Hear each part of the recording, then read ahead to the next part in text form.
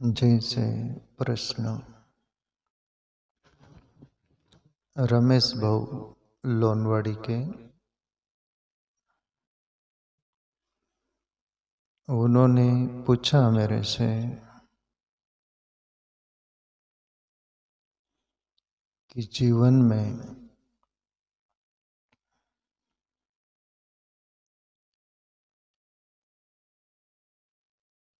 कुछ ऐसे लोग देखने को मिलते हैं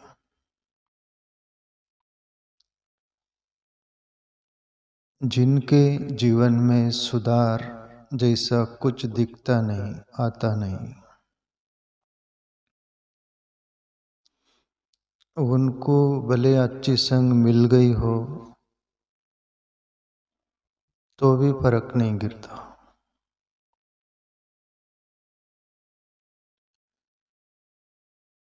उनके जीवन में एक मानवता नहीं दिखती, एक सज्जनता नहीं दिखती, भलापन जिसको खुद के प्रति भी और अदर दूसरों के प्रति भी एक पॉजिटिवता, एक भलापन की सोच और दिशा नहीं दिखती।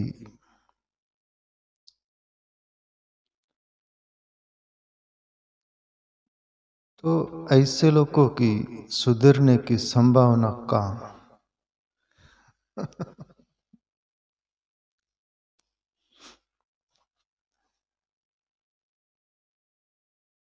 अभी ऐसे लोगों की सुधरने की संभावना तो देखने को भी मिली, पढ़ने को भी मिली, सुनने को भी मिली। कुछ कुछ लोग पक्के रंग के होते हैं, उनके रंग पर दूसरा रंग चढ़ता नहीं। जरूर जीवन में, जिंदगी में, जैसे अपन रामायण की चौपाई का जिक्र करते हैं, सठ शूद्र ही सत्संगत पाई, पारस परस कुदात सुवई। गोस्वामी तुलसीदास बोले, सठ व्यक्ति यानी गारे की तरह, जैसा मिट्टी होती है जिसमें लोच आता है, उसका गारा बनाओ, मूर्ति बना लो, दिया बना लो, कुछ भी बना लो, बन सकता है। पर जो ईंट बन जाती है उसको बारीक भी करो, गारा बनाने जाओ, गारा नहीं बनती, वो बनती ही नहीं, उसमें लोच नहीं आता, इसलिए संभावना नहीं उसकी कुछ भी बनने की, सिवाय रिक्त जगह में, गड्ढे में उसको भर दो। बेकाम है वो, काम नहीं आ सकती तो बेकाम जगह उसको डाइवर्ट कर दो, एक यही रास्ता। उनको गोस्वामी तुलसीदास बोले, मूर्ख हृदय न चेत ही, जतपि गुरु मिले शंकर बिरंची समोई। ब्रह्मा विष्णु महेश जैसा भी गुरु मिल गया तो ऐसे मूर्ख व्यक्ति नहीं सुधर सकते। जैसे रावण को दुनिया भर के सभी कुछ महानुभावों ने बोला, समझाया, पर रावण किसी की माना नहीं। क्यों? मीरा तो अपने अंदाज में बोली, हे पिया, हे कृष्ण, हे प्रभु, रंग ओढ़ू तो रंग चुए, रंग बिरंगी होए। मैं तो ओढ़ू काली कामली, जामे दूजो रंग न लागे कोई। लाल ना रंगऊं, हरी ना रंगऊं, अपने ही रंग में रंग दे चुनरिया। जैसे मीरा बोलती है प्रभु से कि एक आपका रंग पक्का है, उसमें मुझे रंग दो। पर इनका ऐसा रंग वहीं से आता है, सेटलमेंट होकर संस्कारों का, इनका प्रारब्धों का, उसके अनुसार ऐसे सोच रहे थे कि रंग चढ़ने की कोई संभावना नहीं। मीरा की चुनरी, आत्मा रूपी चुनरी रंग जाती है परमात्मा के रंग में, पर इनकी क्यों नहीं रंगती? नहीं, ऐसा तो नहीं दिखता। खलहू करे भल पाईसु संगु, मिटेन मलिन स्वभाव आ संगु। खल व्यक्ति हो, उस जिस बैकग्राउंड में रहेगा वहाँ लगेगा बहुत सज्जन है, बहुत अच्छा है, स्त्री हो पुरुष हो कोई भी हो, बच्चे हो बूढ़े हो कोई भी हो, उस बैकग्राउंड से हटा कि वो उनके रंग में रंग जाते हो। इसलिए खल और मूर्ख जैसे लोग इम्पॉसिबल, सुधरने की संभावना नहीं। पर संतों का, महानुभावों का एक स्वभाव होता है, बुढ़त से जन न पावे डोला, मनुनी कड़वड़ा ये था से। तुकाराम बाबा बोले कोई पानी में डूब रहा है तो डूबते हुए को डूबने न देना, उसको निकालना, एक करुणावश भला आदमी या संत जन करते हैं। तो करना भी चाहिए। भलो भलाई पे लई ही, नीच निचई पे लई, ग्रल सरई अमरता, विष मिचई मिचो, ऐसी करके रामायण की चौपाई है। भला व्यक्ति जिंदगी भर उसका जन्म भी भलाई ही होता है, जीता भलाई मरता भलाई पर। बुरा व्यक्ति जिसको नीच शब्द वापरा गया, वो जन्मना भी उसका नीच, जीना भी नीच, मरना भी नीच। तो ऐसे व्यक्ति सुधरते नहीं प्यारे मित्रों। वो खुद के लिए भी हानिकारक होते, दूसरों के लिए भी हानिकारक होते। भले लोगों को केवल इशारा काफी है, इशारा मात्र से वो समझ जाते हैं और अपनी राह पर चल पड़ते हैं, अपनी राह सुधारते हैं, जीवन सुधारते हैं। पर मूढ़ व्यक्ति नहीं सुधारता। भगवान बुद्ध बोले 3 लोकों के प्रति दुनिया में 3 प्रकार के लोग होते हैं। घोड़ा का दृष्टांत दिया उन्होंने, उदाहरण। घोड़े 3 प्रकार के होते हैं। एक ऐसा घोड़ा होता है उसको मारो तो ही चलता है। दूसरा घोड़ा ऐसा होता है उसको डांटो तो ही चलता है। तीसरा घोड़ा ऐसा होता है केवल इशारा करो, रस्सी हो तो रस्सी से इशारा या हाथ से इशारा, इशारे पर चलता है। भगवान बुद्ध बोले कि दुनिया में ऐसे 3 प्रकार के लोग हैं। एक को मारो तो ही रास आता है, जितना समय मारो उतना ही, मार बंद हो गई कि वो उसकी जगह आ जाता है। एक तरह की, एक डिपार्टमेंट का व्यक्ति दुनिया में ऐसा है। वैसे ही ढोल गवार शूद्र पुष्प नारी ये सब ताड़न के अधिकार रामायण के ढोल है, उसका हाथ जोड़ो, हे माता जी बज, ढोल बजेंगी। पीटोंगे तो ही बजेंगे, और जितना पीटोंगे उतना ही बजेंगी, हाथ छोड़ दो तो बजेंगी वो। इस ऐसे ही कैटेगरीज का एक मनुष्य है दुनिया में, पीटो तो ही चले। रमेश बाबू का ये प्रश्न पर चर्चा है, पीटो तो ही चले, पीटना बंद करो बंद। भगवान बुद्ध दूसरे कैटेगरीज के व्यक्ति का बोले कि उसको डांटो, धमकाओ। डांटने से चलता है वो, जितना समय डांटो उतना ही। जैसे मैं कभी कभी देखता हूँ, वो जो कुटिया का छत है उस पर एक डॉग, कुत्ता बैठा रहता है, संडास भी करता है सब, उसको कोई फिक्र नहीं, गांव में जीता है वो। मैं इस मेरी रूम से उसको हाड़ छू कुछ भी करता हूँ जैसे बोलना चाहिए, उस केवल देखता है। वो बोलता है कि तुम्हारे जैसे गांव में बहुत छोड़ के आया, मैं क्या फर्क गिरता है। तस से मस नहीं होता वो, डांटो उतना ही देखता है कुत्ता, बाकी कोई फर्क नहीं गिरता उसको।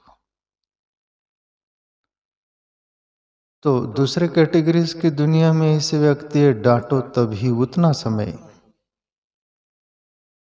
डांटना बंद हो गया काम, उसका जो जहां है वहीं आ जाता है। तीसरा मनुष्य ऐसा है कैटेगरीज, केवल इशारा। वो बोलते हैं ना, चतुर को एक बार, मूर्ख को बार बार। चतुर व्यक्ति को एक बार बोल दो तो वो समझ जाता है, मूर्ख को बार बार बोलो तो कोई फर्क नहीं गिरता। इसलिए एक और दृष्टांत देना जो मैं, एक पागल खाने में, एक कोठरी में 3 पागल बनते हैं।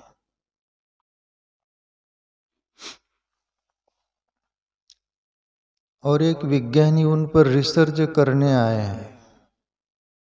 हिंदी में क्या बोलते उसको? संशोधन करने आए, उस पर खोज करने आए। संशोधन खोज करने आए कि आखिर ये पागल हुए क्यों, पागल होने का कारण क्या, ऐसा तैसा, उसका इलाज वो जो भी कुछ उनका संशोधन रिसर्च। पागल खाने के जो डॉक्टर थे उसको विज्ञानी पूछते कि ये कोठरी में 3 बंद है, 3 व्यक्ति, आखिर ये पागल हुए क्यों? पागल खाने के डॉक्टर ने बोला कि भाई एक रस्सी थी, बोले उस रस्सी को गांठ बंधी हुई थी, पक्की गांठ। उसको एक व्यक्ति, ये जो 1 नंबर का है, उसको खोल रहा था। बोले बहुत कोशिश की और वो गांठ खुली नहीं। गांठ न खुलने के कारण पागल हो गया।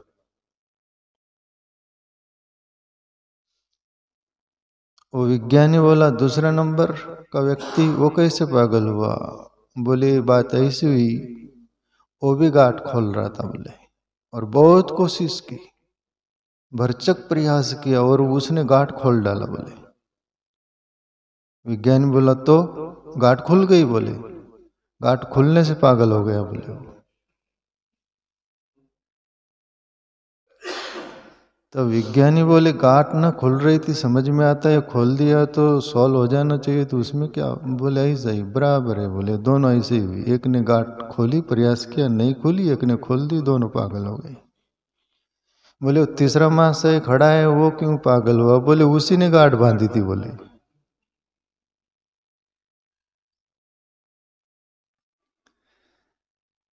तो इस दुनिया में 3 तल के लोग होते हैं, एक दुराग्री, एक पूर्वाग्री, एक वर्ताग्री।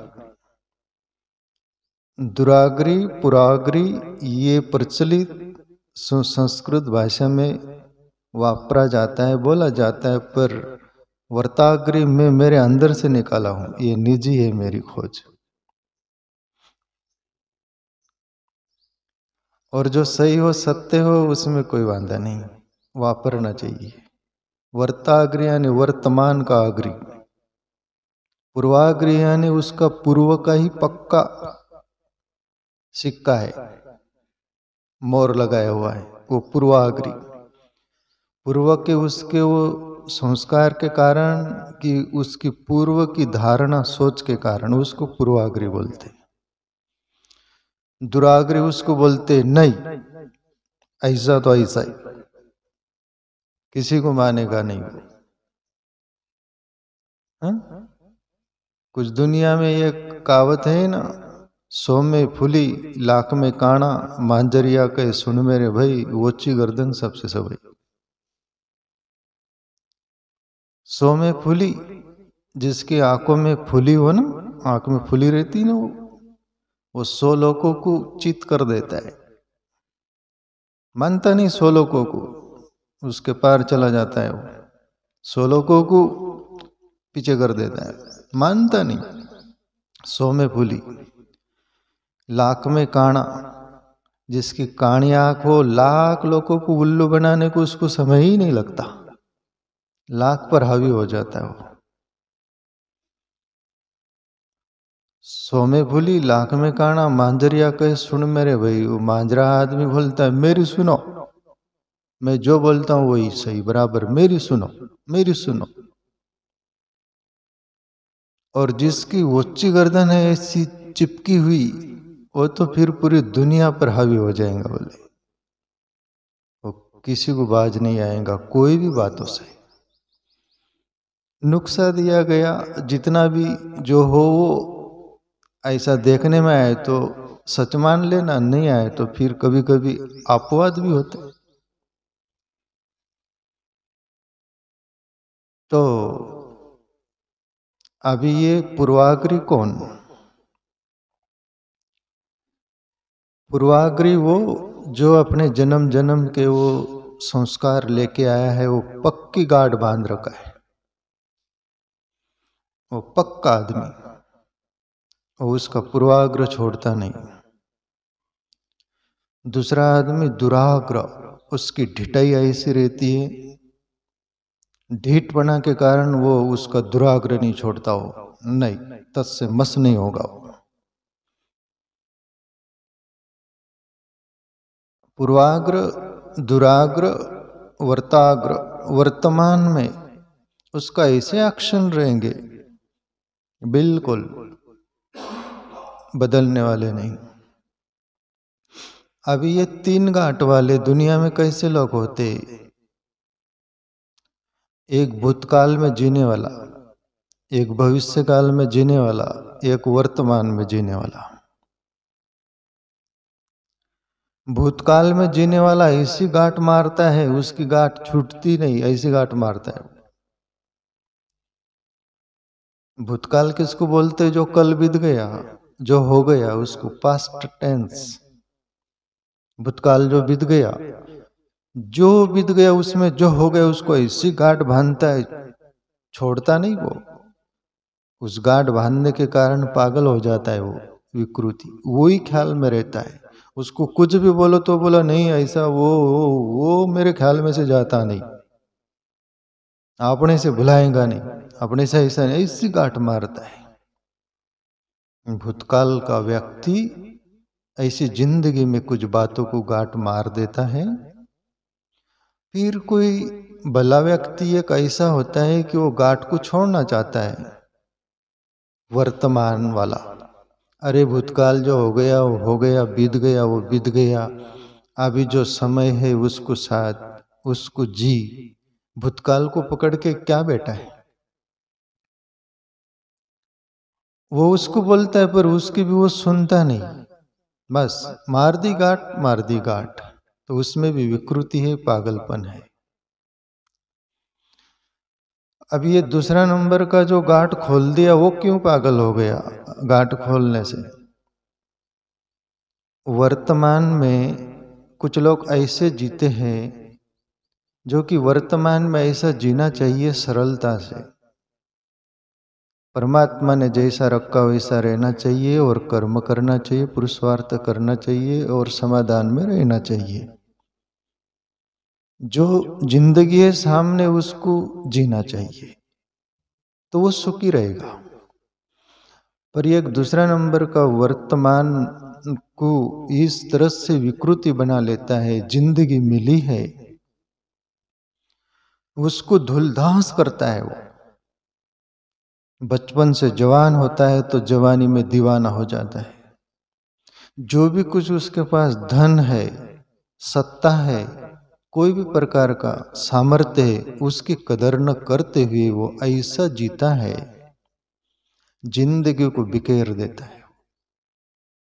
जो गांठ खोल दिया तो वो जिंदगी की गांठ ही खोल दिया, कोई भी बात की सोच समझ नहीं। तो एक तरह का व्यक्ति इस अंदाज में जिएगा, वर्तमान को भी गलत अंदाज में, जहां रोकथाम नहीं, खुला छुट्टा और बेमतलब का नेगेटिवता, वो भी बहुत विकृत हो जाएगा। तीसरा नंबर का व्यक्ति भविष्य काल का सोचता है कि बस मेरा क्या होगा, मेरे अपनों का क्या होगा।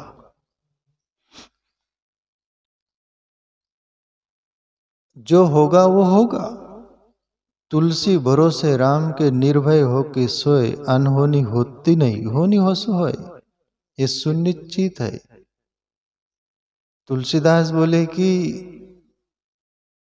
जो जिंदगी में होने वाला है वो होके रहेगा, और जो नहीं होने वाला है वो नहीं होगा, तो उसके बारे में फिक्र और चिंता करने की जरूरत नहीं। तुम्हारे हाथ में वर्तमान है, वर्तमान ही भूतकाल बनता है और भविष्य काल बनता है, तो तुम्हें साधना क्या है वो तुम साध लो। साधो, कुछ साधना कीजिए, साध लो। अपन भविष्य काल की चिंता में और भूतकाल की बीती हुई की चिंता में, दोनों में दब जाते, वर्तमान हाथ से खो जाता है। और जिसका वर्तमान खो गया उसका जिंदगी विकृत और पागल जैसी हो जाएंगी।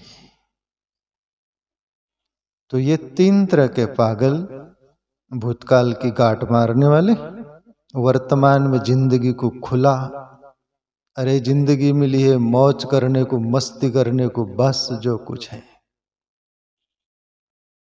50 पूरी पार नहीं कर पाते हो। और जिंदगी कीमती मिली थी, और उसको दिवस गवाया खाए के रात गवाई सोए, हीरा जन्म अनमोलता कोड़ी बदले खोए वाली बात हो गई। कीमती जीवन था। इसमें प्यारे मित्रों, जिंदगी ऐसी मिली है ना, इसको होश से जियो, बेहोश जियो मत। बेहोश हम कैसे जीते हैं? जो हमारी जिंदगी है उसकी बिल्कुल कदर न करते हुए। होश में व्यक्ति जीता है ना तो प्रत्येक क्षण की कदर करता है वो, और बेहोश में जीता है ना वो एक क्षण की भी कदर नहीं करता हो। और होश आता है आत्मचिंतन से, ध्यान से। ये जो हम जीवन में सात्विक कर्म करते, कार्य करते हैं, मंदिर जा रहे, पूजा पाठ कर रहे, यज्ञ याग कर रहे, तीर्थ यात्रा जा रहे, दान पुण्य कर रहे, जो भी भला कार्य कर रहे, ये सभी कुछ करते हुए हमें वो होश आ जाए, जो हम अपने पर खुद लौट के आ जाए, अपने आत्मचिंतन पर। परमात्मा ईश्वरीय शक्ति हमारे अंदर है, उसको जान लेने का होश आ जाए, ये बहुत बड़ा होश है। और ये होश सभी के नसीब नहीं, नसीब हो सकता है पर वो नसीब करने की कोई दानत नहीं, उनके प्रारब्ध संस्कार के ऐसे उसमें बेहोशी जीते हो। पूरी जिंदगी बेहोश जी कर बर्बाद कर देते हैं। और ये बेहोशी पर मैं वर्षों से सुना था, कहीं बोले मुल्ला नसरुद्दीन उसका मित्र था।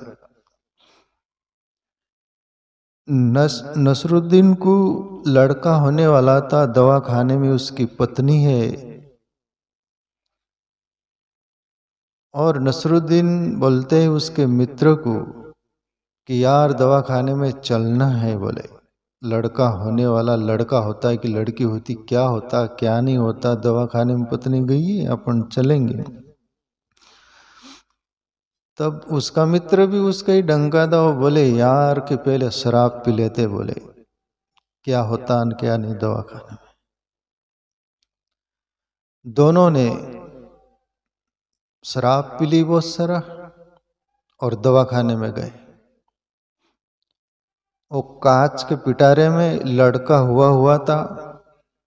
मुल्ला नसरुद्दीन उस बच्चे को देखता है, लड़के को देखता है और शक पैदा करता है।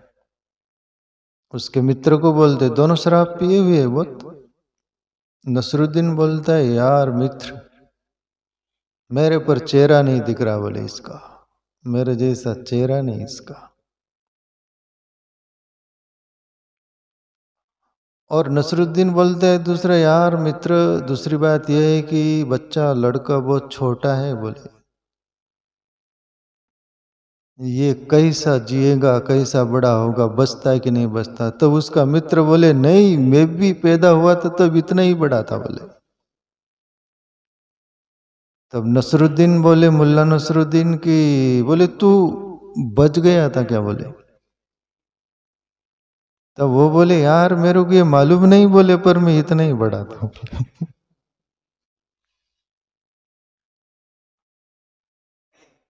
तो वैसे बोले कि बेहोशी में तुम क्या बक रहे हो, क्या बोल रहे हो, वो भी तुमको सुध नहीं रहता।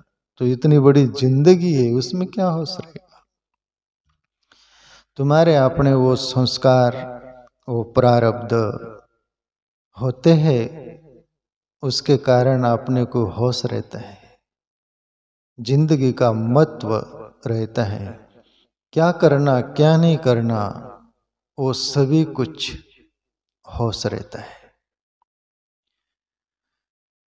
तो कहने का तात्पर्य, अपन मंदिर जाओ, यज्ञ यज्ञ करो, पूजा पाठ करो, तीर्थ जाओ, दुनिया का कुछ भी करते करते एक बार जीवन में ऐसा भी होश आ जाए, एक बार हम मंदिर में भी नहीं जा पाए या नहीं गए, जाना नहीं हुआ, तीर्थों में पूजा पाठ यज्ञ याग जो भी कुछ दान पुण्य ऐसा जो भी बाह्य जगत का कार्य होता है सात्विक, वो एक बार हम न कर पाए, पर आप जहाँ है वहाँ बैठकर आके बंद कर अपने अंदर टटोलिए, मैं कौन हूँ?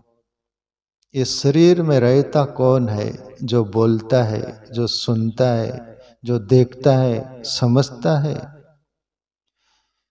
जिंदगी चलते फिरते बड़ी रौनक भरी है, खुशहाल है, इसमें रहता कौन है? ये शरीर तो मिट्टी का पुतला है, पंच तत्वों से मिला है। ये आज है कल नहीं, पर इसमें जीवन भर 100 साल की जिंदगी बोल लो तो उसमें रहने वाला है कौन? उसको बारीकी से हम देखें। और एक दिन ऐसा करते करते भले जीवन में हमारे अंदर ईश्वर चैतन्य रूप में है, उसका अनुभव नहीं हो, पर इतना होश गहरा हो जाए, एक दिन दरवाजे के सामने आप बैठे थे, ताले को हथौड़े मार रहे थे, एक दिन ताला खुल जाएगा और दरवाजा खुल जाएगा और आपका प्रवेश अंदर हो जाएगा। ये घटना हर मनुष्य के अंदर घटने की है। क्यों? परमात्मा इस शरीर में रहता है। आज तक अनगिनत महापुरुषों ने, अनुभवियों ने अनुभव किया है। कबीर बोले, संतो कुण आवे चे कुण जावे, बोले चे जाकी खबर करो, है ना?